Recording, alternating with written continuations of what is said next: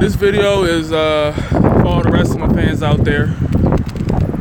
Today is June 24th, and for all you wrestling fans out there, you know what today is. It's the tragic weekend of the Chris Benoit tragedy. I know some people were gonna say, well, he didn't kill himself till the 25th or something like that. Well, we don't know for sure, so we're just gonna leave it like that. But can you believe it's been 10 years already since the tragedy? So what I want to talk about today as I walk from the train station home is just to talk about Chris in general. First, let's talk about the tragedy itself. Where I was when I first found out about it, I was coming home from school, and I was getting ready to eat dinner. I was making dinner, and the next thing you know, they flashing something on the screen, and I'm seeing Chris Benoit holding the World Heavyweight Championship. Now, at this point, we knew that he was dead. We all knew he had passed away because this was a Tuesday. Now, I know some people say that they found out he was the murderer like that Monday night during the tribute show, but for me, I didn't find out about it until the next day. So I was just sitting there. Let me stop for a second. I was just sitting there, and I was just thinking to myself, man, I can't believe he did that. I looked up to him and everything. Because at this point, Chris Benoit was one of my favorite wrestlers. So back in 2005, towards the middle of 2005, like June, that's when I first started watching wrestling again. Because I took about a 3-4 year hiatus. Because me and my cousin, we used to watch wrestling, and he stopped watching it. I wasn't able to watch it by myself because it came on late. Whenever he came over, we were allowed to watch it. So when he stopped watching and I stopped watching just by force, I think I may have got to see it like one time after he stopped watching wrestling, and after that I just fell off. So when I started watching wrestling again in 2005, Chris Benoit was one of the first guys I pretty much got behind. Now, I wasn't completely oblivious to what was going on in wrestling because I was in school, 4th grade, 5th grade during that time. And everybody in class was talking about Triple H this and Shawn Michaels that. And I was like, those names sound pretty familiar. Like, I know those people. And they were talking about, oh, this person's the champion, that person's the champion. So I kind of knew what was going on. And at the back of my mind, I always had a feeling that I always wanted to get back into wrestling. That was kind of my thought, but I don't know. I guess I was a little afraid because I didn't know what was going on. It's been so long since I watched it. So yeah, I got back into wrestling in 2005. SmackDown had a live event here in Buffalo about it was December of 2005. So it was the end of the year, and those of you who know me personally, you know this story. I saw Randy Orton coming out of a stall. It was so bizarre because this dude was like tall, like he's 6'5", I believe, and I'm 6'2" right now, so I'm not too much shorter than him, but he was 6'5", back then, and still is, and I was about 11 years old, so I had to have been like 5'9", 5'10", something like that. I did have a big growth spurt around that time, but other than that, yeah, he was a giant to me, so I didn't know what to do. I just stood there. I'm looking at this dude. He had the RKO shirt on, and he looking all tall and stuff. Like, yo, look at this guy right here. He's so big. So yeah, Chris Benoit, he was one of the best wrestlers. Still is, despite what he did. Chris Benoit, He pretty much had one of the best diving headbutts you've ever seen. Probably the best. That probably attributed to why he had the brain of a 70 or 80-year-old man. But we'll get into the details of his death a little bit later. So one of the things I remember Chris for is his feud with Orlando Jordan and how this dude was such a savage. I think he had beat him in, I think it was like 30 seconds once. Because I know they had like a couple matches. I think it was one match. I think he had beat him in like 21 or 22 seconds. And then they had a promo of him in the bathroom. And he said that I could probably go to the bathroom, wash my hands, and do it quicker than how I beat it Orlando Jordan. And that was one of the funniest things I ever seen. It was so savage. And then I believe like it was right before his match with Orlando Jordan.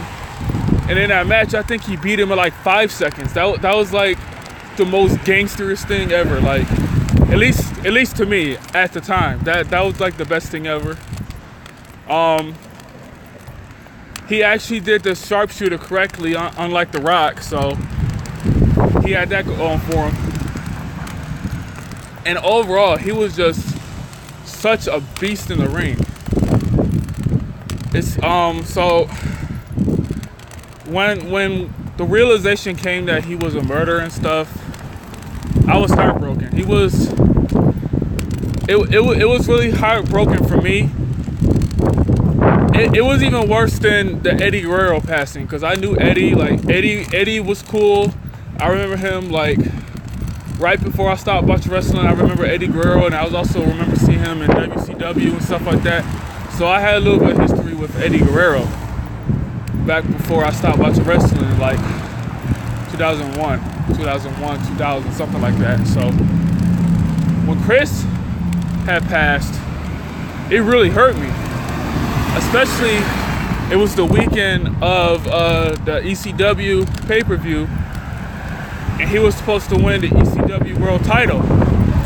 For those of you who don't know the story, back when Chris was in ECW, back in like 94, I think, 94, 95, he was supposed to win the ECW title, but I believe he had an injury, so it's like they were trying to make up for lost time. So I was really happy to see that he was going to finally win the ECW title despite beating CM Punk, but it ended up being John Morrison instead. So I guess that was good for him, because John Morrison was really good. By the way, he should have been WWE champion. I mean, if Miz was WWE champion, there's no reason why he couldn't.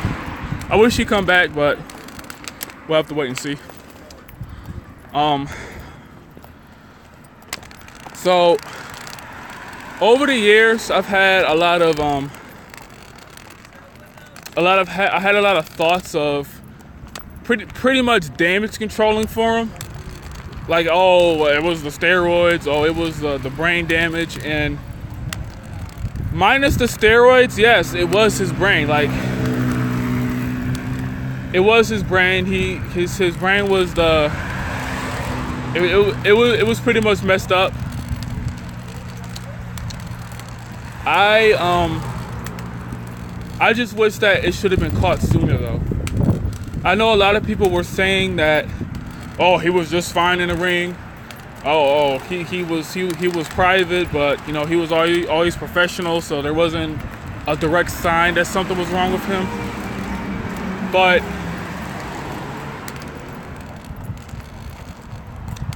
then you hear guys like MVP, and he was one of the last people to have a feud with him, like 2006-ish. That was a great feud. They had great matches.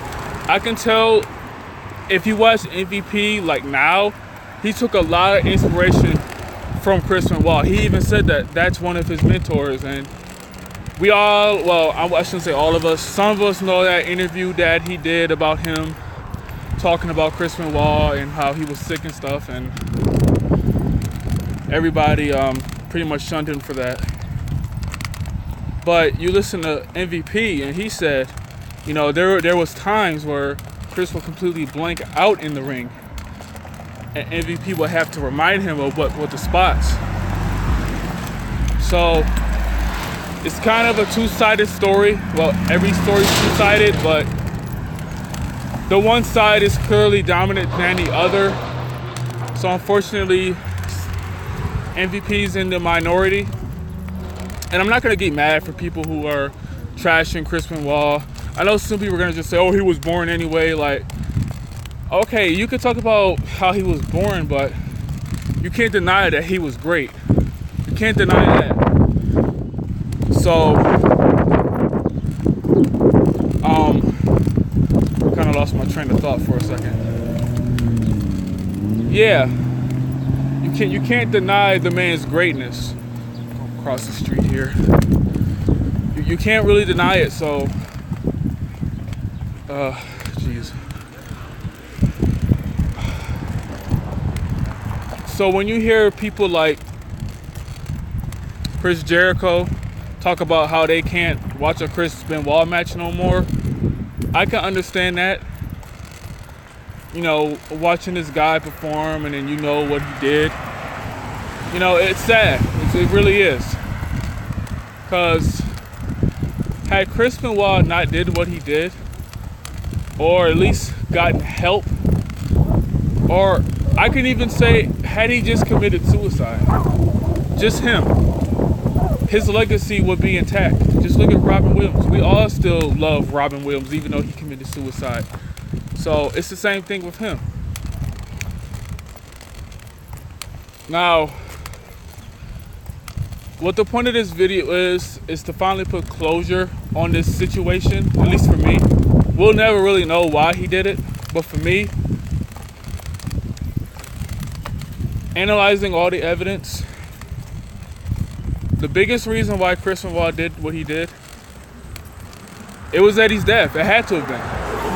Because think about it. You look at all of the other videos, all the other interviews that people have done about how Chris was always writing letters to Eddie even though he had passed, how Eddie was like his best friend.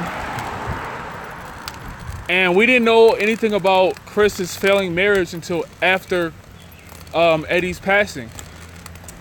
And you go back and watch the tribute episode, well, it wasn't a full episode, but you know, the tribute portion of Monday Night Raw with Eddie Guerrero, Chris Benoit was crying more than anybody else. He was crying more than Chavo. And Chavo was related to him.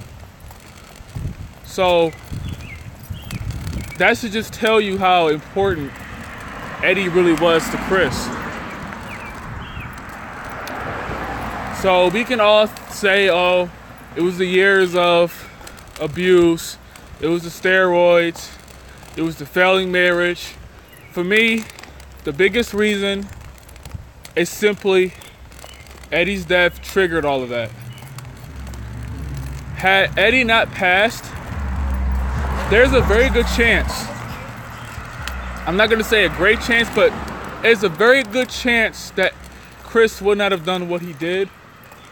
Eddie could have caught something, could have noticed something, what was wrong with him. Chris could have retired, he could have took a hiatus. Something like that could have happened, and none of that would have never happened had Eddie not passed. But you know, his years of drug problems, they caught up with him, unfortunately. So I'm not blaming Eddie. I'm not saying it's his fault, but Eddie was the trigger. All of those feelings were there, like the head. The damage was already done. We may or may not have known that his marriage was already starting to fail around 2004, 2005 when Eddie was alive and they were both world champions, like, you know, WrestleMania 20.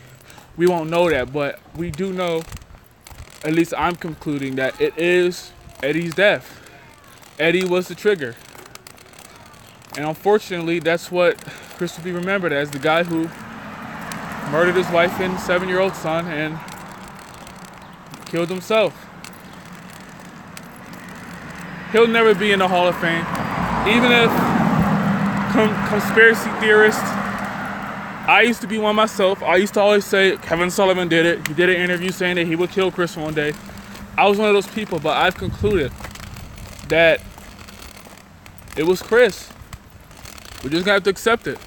I was 13 years old when Chris passed away. I'm 23 now. So I've had a long time, just like all of you. This will always be known as the most tragic event in wrestling history, especially how it led to the PG era. Who knows what would have happened had this not happened? Maybe the PG era may not have happened. I doubt that. It probably would have still happened, but I definitely think it would have been delayed. Definitely. But, however, maybe it was for the best. Because had it been delayed and another accident like this happened, and it's someone else that we all loved performing would have passed away instead. So, I guess the one good thing about Chris's passing is that it led to a much better wellness policy for the wrestlers. I think CM Punk will have something to say about that, but he at least was the driving force. Eddie was to a certain extent, but it was really Chris. Especially how the media was all over WWE and Vince about how it was the steroids and stuff like that, and Vince did everything he could to cover it up. So that's where the wellness policy came in. That's where headshots were removed, blood was removed for the most part, ask Batista. And that's what led to the PG era that we're in today. So, rest in peace, Chris. Wherever you are, either heaven and hell. It's probably hell. Probably. I'm somebody that can look back and watch your matches and enjoy who you were. So I will always enjoy that match. That WrestleMania triple threat match. That is probably the greatest triple threat match probably ever, in my opinion. Every time I watch it, I always get teary-eyed. Not because it was so great, not because we get to see Eddie and Chris be World Heavyweight Champions. It's because that knowing both of them, they would have passed. So, that's it, guys. Let me know in the comments what y'all think of Chris's career. Are y'all one of those conspirators thinking that it was somebody else who murdered him? If someone murdered him, if somebody murdered him all this time, that would have been the greatest getaway probably ever. If Chris was murdered and someone else got away for it, that's perfect. I'm not praising the person, but man, can you imagine that? But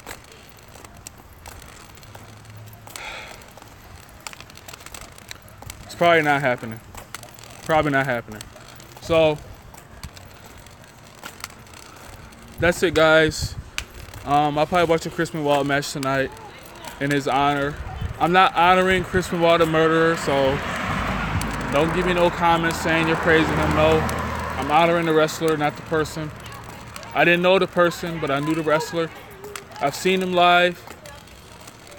And that's it. So this is my first YouTube live. I haven't done a video in a while.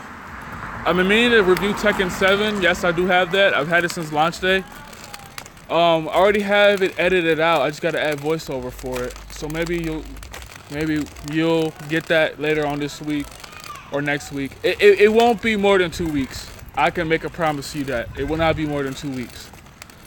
And we'll go from there. So take care, guys. I don't know how you end this thing. On fire. Nope. Nope. And oh, there it is.